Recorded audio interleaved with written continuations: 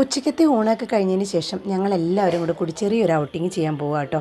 അപ്പോൾ ഇവിടെ അടുത്തുള്ള കുറച്ച് സ്ഥലങ്ങളൊക്കെ ഒന്ന് കാണാനായിട്ടാണ് പോകുന്നത്. അപ്പോൾ ഇന്ന് എന്തായാലും നല്ല ക്ലൈമറ്റും ആയിരുന്നു കേട്ടോ. നമുക്ക് പുറത്തൊക്കെ പോകാൻ പറ്റിയൊരു കാലാവസ്ഥ. അപ്പോൾ ഞങ്ങളങ്ങനെ എല്ലാവരും കൂടി റെഡിയായിട്ട് ഇറങ്ങി.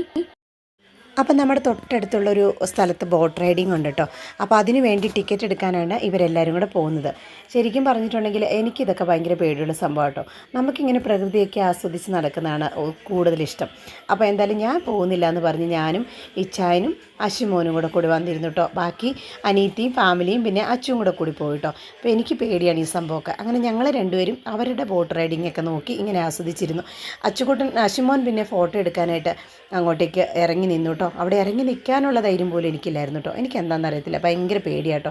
അപ്പോൾ ഇത് കണ്ടോ, ഇവർ ബോട്ട് റൈഡിങ് ചെയ്യുന്ന സമയത്ത് ഇതേ രീതിയിൽ കൊണ്ട് ഭയങ്കരമായിട്ട് ഷെയ്ക്ക് ചെയ്യും. അപ്പോൾ അത് കാണുമ്പോൾ തന്നെ നമുക്ക് പേടിയാട്ടോ. പിന്നെ ഇവർ കയറിയപ്പോൾ ഞങ്ങൾ ഇവിടെ നിന്ന് ഉറക്കെ പറഞ്ഞു, ആ ചേട്ടനോട് പറഞ്ഞു കേട്ടോ, ഒരുപാട് ഷെയ്ക്ക് ചെയ്യിക്കണ്ടെന്ന്. കാരണം ഭയങ്കര പേടിയാട്ടോ. നമുക്ക് കണ്ടു നിൽക്കുന്നവർക്ക് പേടിയാകും. അവർ ബോട്ട് റൈഡിങ് ചെയ്ത സമയത്ത് ഞാൻ ഇതുപോലെ ഇവിടെ കുറേ ഊഞ്ഞാലും അതുപോലെയൊക്കെയുള്ള കളിക്കുന്ന സാധനങ്ങളൊക്കെ ഉണ്ടായിരുന്നു കേട്ടോ.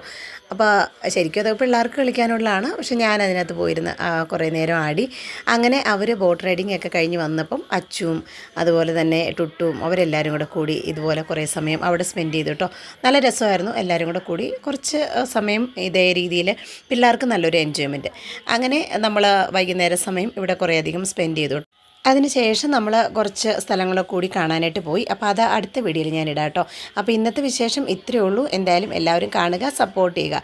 അടുത്ത വീഡിയോയിൽ കാണാം. അതുവരേക്കും എല്ലാവർക്കും ബൈ.